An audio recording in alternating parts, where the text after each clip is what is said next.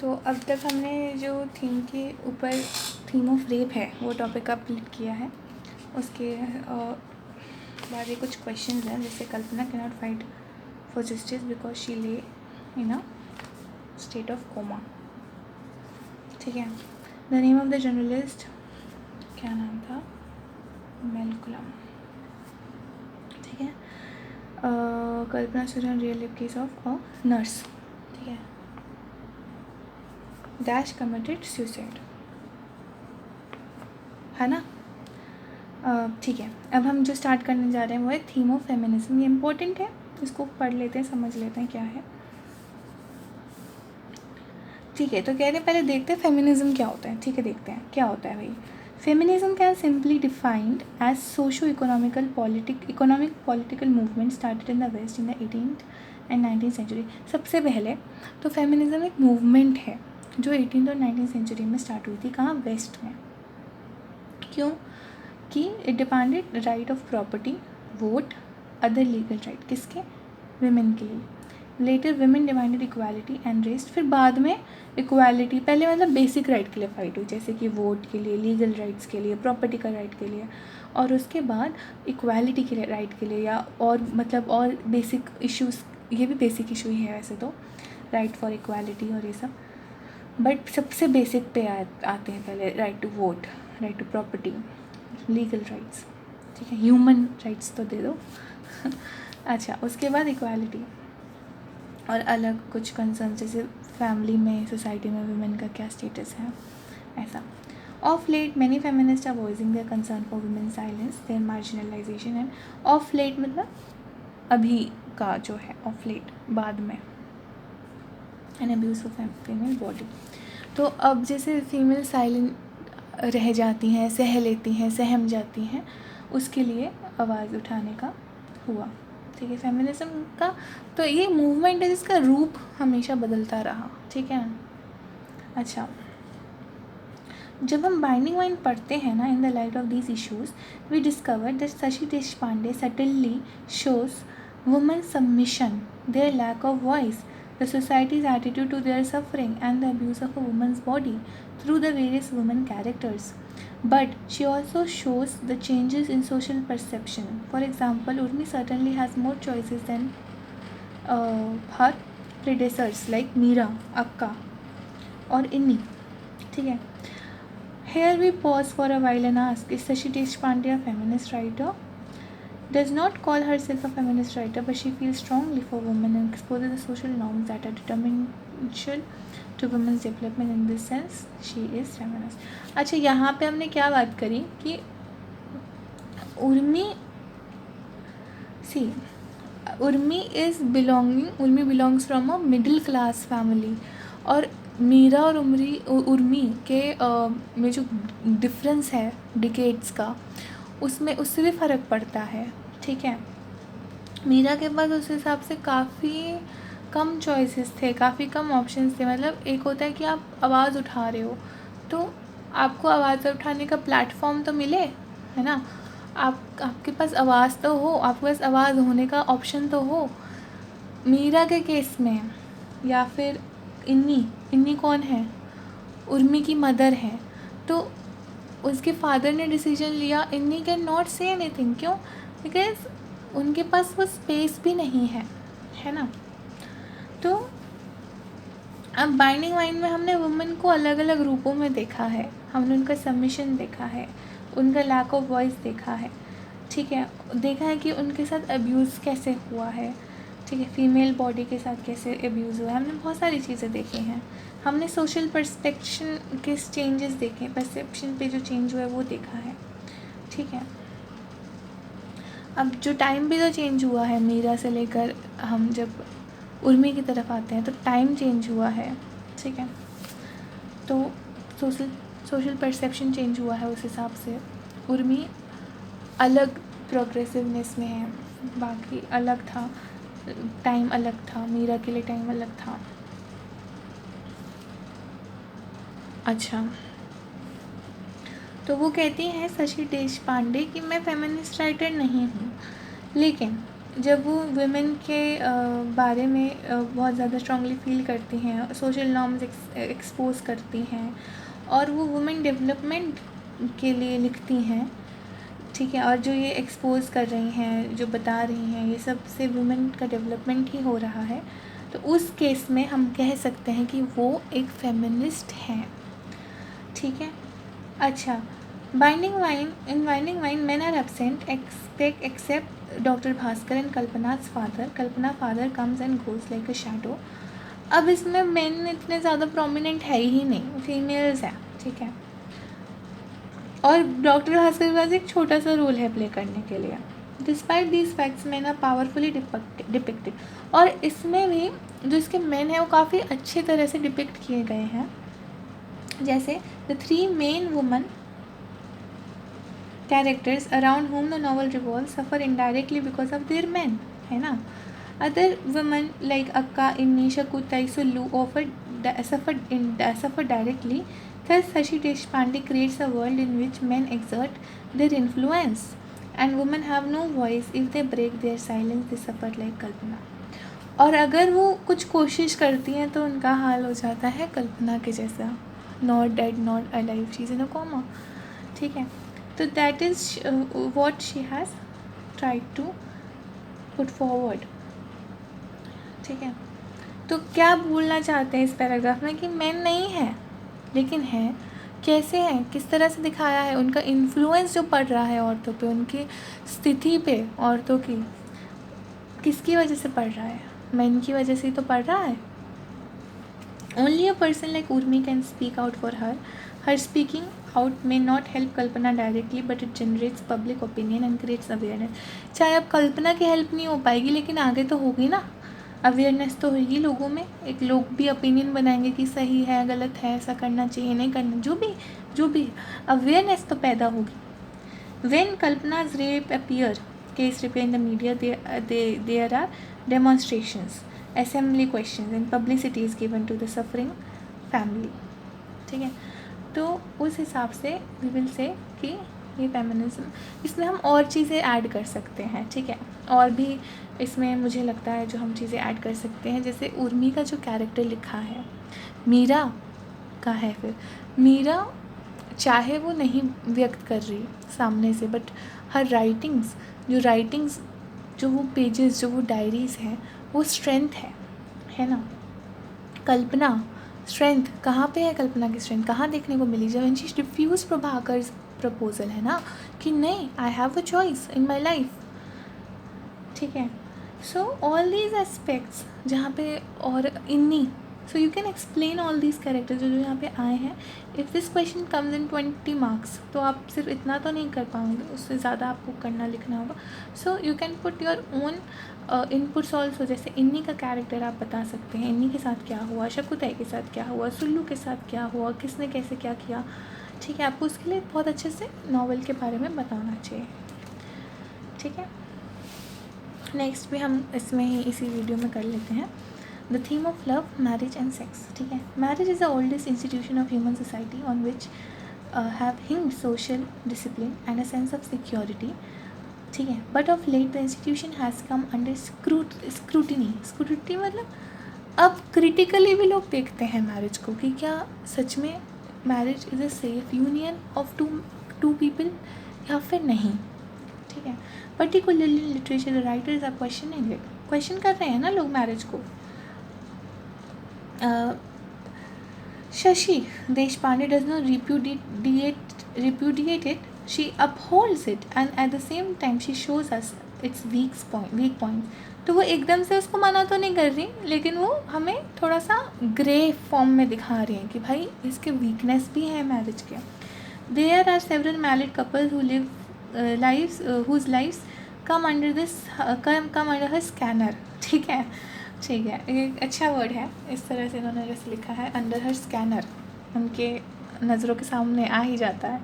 तो कौन कौन है, उर्मी किशोर, वाना हरीश, मीरा उनका जो फादर इन लॉ का उर्मी का, वो अक्का एंड हर हस्बैंड, इन्नी है उसकी मदर और फादर, है ना, Shakuntala and her husband, Sulu and Prabhakar, these marriages, अभी सब मैरिजेस के बॉन्ड्स हैं, आप देखो सारे कपल्स हैं. अच्छा, these marriages are not described in the novel but there are many probing questions and relatory remarks to show how satisfying और डिससेटिस्फाइंग दे आर और वर. अब क्या है, ऐसे तो नहीं बताया कि वो उसका हस्बैंड है, उनका रिलेशन ऐसा है वैसा है, नहीं बताया ना, लेकिन हमें वो through the novel, through coming stories या कुछ ऐसे हिंट्स से या कुछ मतलब कुछ और बता रहे, तो उससे हमें पता चल रहा है कि कितना सेटिस्फाइंग रिलेशन है, कितना डिससेटिस्फाइंग रिलेशनशिप है. ऐसे कहीं बताया नहीं है ना उन्होंने कि ऐसा है वैसा है, नहीं बताया है ना. ठीक है, तो अब क्या होता है जब हम एक इतना बड़ा नॉवल लिख रहे हैं तो हम कुछ चीज़ें, अब ये ऐसी ही चीज़ें जो आ गई है ना, अब आएगी क्योंकि आप काम कर रहे हो कैरेक्टर्स पे, प्लॉट पे, स्टोरी पे, उनके रिलेशनशिप्स पे, तो मैरिज आई है उसमें. ठीक है, ऐसा नहीं लिखा कि उन लोगों की शादी हुई फिर ये हुआ फिर हुआ, नहीं, लेकिन क्योंकि हम आगे की चीज़ें बता रहे हैं, आगे की चीज़ें अनफोल्ड कर रहे हैं, तो मैरिज उसमें खुल रही है, रिवील हो रही है. Now let us take Meera first. Meera was, अब एक एक करके हम सारे कैरेक्टर, सारे रिलेशनशिप को देखते हैं. तो पहले मीरा देखते हैं. तो उसने बहुत young, was married to young man who loved her immensely. She was 18 when the proposal came from the boy's side and the family was jubilant because it was immensely elevating for the family honor and nobody could think of rejecting it. सब कुछ अच्छा था. Meera, however, her husband's obsessive love was a torture. अब वो इतना ज़्यादा प्यार भी अच्छा नहीं होता. ठीक है, she could never accept him. She in fact feared his advances. What could be called love was obsession. तो लव तो था ही नहीं ना, ऑब्सेशन था. पोजेसिवनेस, ऑब्सेशन की, है ना. Love becomes too demanding, it loses its value. तो व्हेन लव बिकम, बहुत ज़्यादा जब डिमांड हो जाती है ना कि यार ये भी, अपने पार्टनर से आप बहुत ज़्यादा एक्सपेक्ट करने लग जाते हो, डिमांड करने लग जाते हो, तो उसका कुछ फिर नहीं रह जाती, वैल्यू नहीं रह जाती. तो Shashi Deshpande subscribe to the view that love should be a source of happiness and strength in our life. ठीक है, ये नहीं होना चाहिए कि आप किसी से शादी कर रहे हो, प्यार से कर रहे हो, तो आपकी लाइफ बहुत डिफ़िकल्ट हो गई. लाइफ वैसे ही बहुत डिफ़िकल्ट है, तो आपकी लाइफ थोड़ी ईजी, सॉर्टेड आउट हो जानी चाहिए. लेकिन यहाँ पे तो उल्टा ही हो रहा है. Become oppressive and too demanding, it turn sadistic क्या हो गया, मतलब जिस इंसान को दूसरे के दुख में, दूसरे के पेन देने में मज़ा आ रहा है, प्लेजर फील हो रहा है ना. तो काफ़ी टॉर्चरस वर्ड है. मीरा's husband was not a bad man. अब वो इंसान बुरा नहीं है, लेकिन he was compulsive. ठीक है, his love was a trap. It did not give her sufficient space of her own. अब स्पेस देना भी ज़रूरी है. अब आप एक इंसान को एकदम जकड़ के नहीं रख सकते कि मैं प्यार करता हूँ तो लो जकड़ लिया तुमको, नहीं. A will of her own and a freedom to say no, कि आपके पास इतना स्पेस तो होना चाहिए ना एक रिलेशनशिप में कि आप बोल सको नहीं भाई नहीं करना चाहिए अभी, मतलब आप अपनी लाइक्स एक्सप्रेस कर सको. This was what Meera resented. She remain unhappy. अब एक और चीज़ मैं अगर बताऊँ यहाँ पे कि मीरा को ये चीज़ पता कैसे चल रही है कि मेरे साथ अच्छा नहीं हो रहा, क्योंकि औरतों को जिस तरह से ट्रेनिंग दी जाती है उसमें है कि you have to be happy with your man. ठीक है, आपको उनके सेटिस्फाई करने में खुश होना चाहिए, जो भी है उस तरह से ट्रेनिंग दी जाती है. बट व्हेन आपको ये पता कैसे चला है मेरे साथ बुरा हो रहा है, आपको उसके लिए अवेयरनेस चाहिए. ठीक है, जब आपको पता चलेगा ना कि ये चीज़ें सही नहीं है, ऐसा नहीं होना चाहिए, तब आपको चीज़ें ज़्यादा फील होती हैं कि मेरे साथ तो ऐसा ही हो रहा है. तो ये एक स्ट्रॉन्ग पॉइंट भी है दैट मीरा इज़ रिसेंटफुल, कि she is not liking it. So liking, जहाँ पे बात आ गई लाइकिंग की, मतलब आपका चॉइस की अपॉर्चुनिटी आ गई है. ठीक है, मतलब शी हैड नो चॉइस वैसे तो, लेकिन उनको ये पता चल गया कि नहीं, I am not liking this, मुझे अच्छा नहीं लग रहा है. ठीक है, तो शी मतलब वो एक रोबोट की लाइफ नहीं जी रही थी. जिस तरह से ट्रेनिंग दी गई है औरतों को कि यही इसी रूटीन में आपको ढले रहना है, ऐसे पूरे दिन ऐसे करना है, वो रोबोट जैसी एक लाइफ हो जाती है ना. She remained unhappy wife despite all comforts. तो क्या हो गया, एक सोने की पिंजरे में चिड़िया, वैसा ही हो गया ना उनके साथ, मीरा के साथ. नेक्स्ट पे आते हैं, अक्का was his second wife. She was educated and was a teacher. She was, अच्छा मीरा की डेथ हो गई थी चाइल्ड बर्थ में, है ना, सबको पता है. तो उन्होंने जो दूसरी शादी की वो अक्का, अब ये टीचर भी थी और ये 22 की थी, ठीक है. और फैमिली ने इन्हें एक्सेप्ट कर लिया without a second thought because from the social standard, अच्छा सोशल स्टैंडर्ड था ऑफ हर टाइम. अक्का was past the marriageable age, और अक्का अब she was 22, like look at it. And 22 को क्या लिखा हुआ है इन्होंने, पास्ट हर मैरिजेबल एज, मतलब बहुत बड़ी हो गई थी शादी, वो और जल्दी होनी चाहिए थी kind of. Akka soon realize that she brought in the family not as a bride but as a mother, ठीक है, क्योंकि बेबी तो हो गया था इनको, किशोर. As a wife, Akka remained unfulfilled. She gave birth to Vanna, but she never received love from her husband. And even Vanna felt that her father did not love her.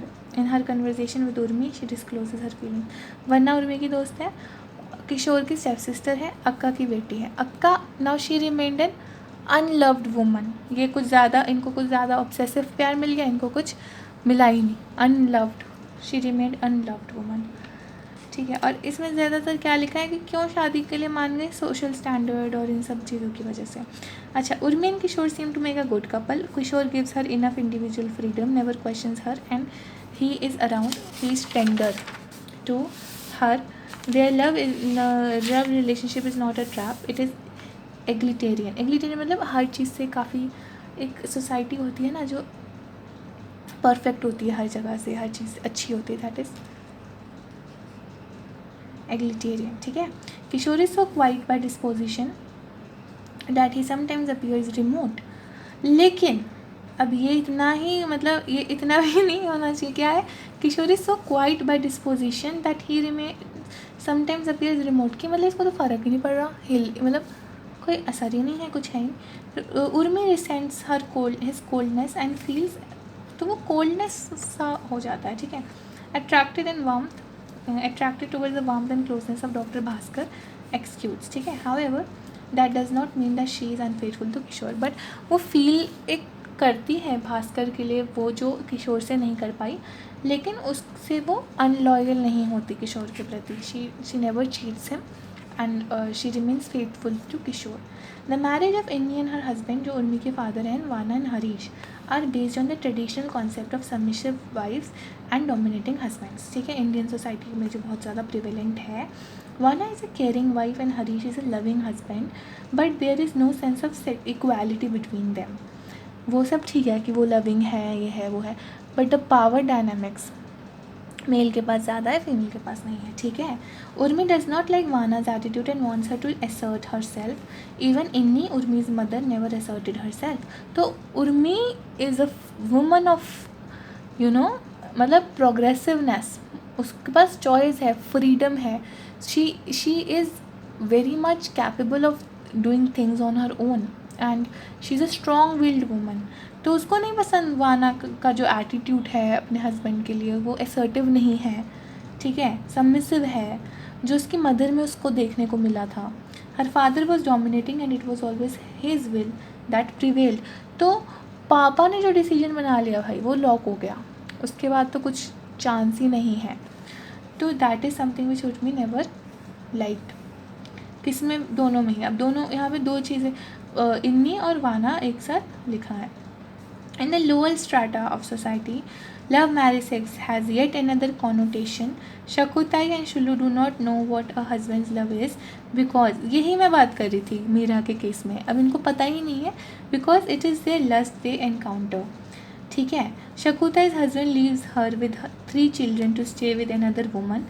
Sulu's husband Prabhakar has evil intentions and in his proposal to marry Kalpana, it is his love not lust. मतलब ये generalising नहीं है, but ये सिर्फ novel के based पे है, ठीक है.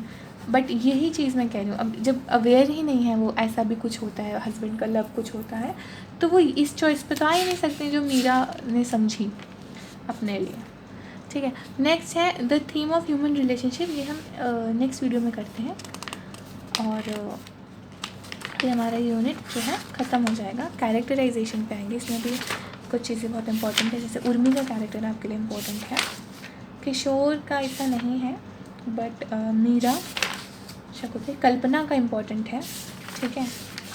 और बाकी हम ऐसे पढ़ लेंगे। उर्मी और कल्पना का मेजरली हम ध्यान देंगे।